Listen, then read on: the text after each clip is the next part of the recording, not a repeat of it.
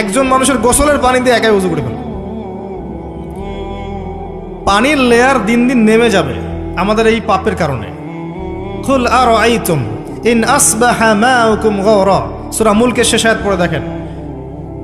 বলুন হে নবী, তোমরা যদি কখনো সকালে উঠে দেখো যে পানির স্তর সব নিচে নেমে গেছে, পানি নাই, ফামা ইয়াতিকুম বিমাইন মাইন, কোন সেই সত্তা আছে তোমাদেরকে পানি এনে দিবে, প্রবাহমান পানি।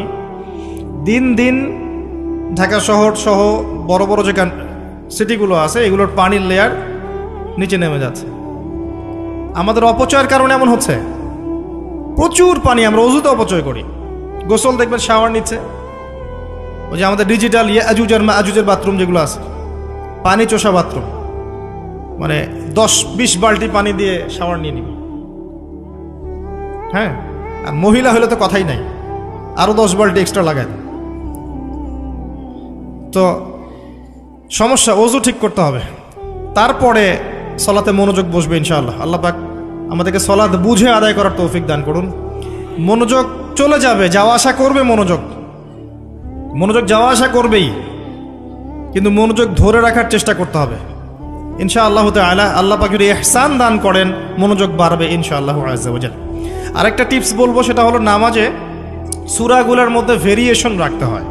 যেমন প্রতিদিন যদি আপনি একই রকম সূরা পড়েন, আমি নিজেও দেখেছি যে আপনি প্রত্যেক ওয়াক্তেই যদি একই সূরা দিয়ে নামাজ পড়ে থাকেন, দেখবেন মনোযোগটা তুলনামূলক কম পাচ্ছেন। তো এক এক রাকাতে যদি আপনি ভেরিয়েশন নিয়ে আসেন, সূরার মধ্যে ভেরিয়েশন বোঝেন তো, বৈচিত্র্য নিয়ে আসেন, আপনি দেখবেন মনোযোগ বাড়বে। খেয়াল করে দেখেন। এবং তাসবিহ তাহলিল যেগুলো করছেন এগুলোর অর্থটার দিকে যদি ফোকাস করেন, মনোযোগ কিছুটা হলেও বাড়বে। আরেকটা কাজ করলে মনোযোগ বাড়বে, প্রত্যেক সেজদায় দোয়া করতে পারলে। সেজদা করছেন, শুধু সুবহান রাব্বিয়াল আ'লা এতটুকু বলে উঠে যাবেন না, কমপক্ষে একটা দুটো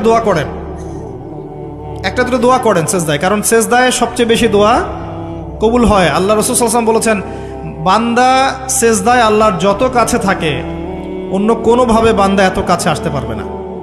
এবং এখানে তোমরা বেশি বেশি দোয়া করো, নবী সাল্লাল্লাহু আলাইহি ওয়াসাল্লাম বেশি বেশি দোয়া করতে বলেছেন। দোয়ার জন্যে হুজুর ডেকে এত খাওয়ানোর দরকার নাই, নিজে দোয়া করা শেখেন, নিজের বাবার জন্যে, মায়ের জন্যে, আপনার আত্মীয় স্বজনের জন্য, আপনার নিজের জন্য, আপনার স্ত্রী সন্তানের জন্য, সমাজের জন্য, উম্মার জন্য, দেশের জন্য আপনি দোয়া করতে শেখেন। আপনার একটা প্রয়োজন, এই প্রয়োজনটাকে আমি বুঝতে পারবো, ওই আবেগটা কি আমার আসবে? আপনার যেটা প্রয়োজন, আপনার আবেগ আপনার আসবে। আপনার সন্তান অসুস্থ, আমি কি বুঝবো সেই ফিলিংসটা কেমন? আপনি বুঝবেন সেই ফিলিংসটা কেমন।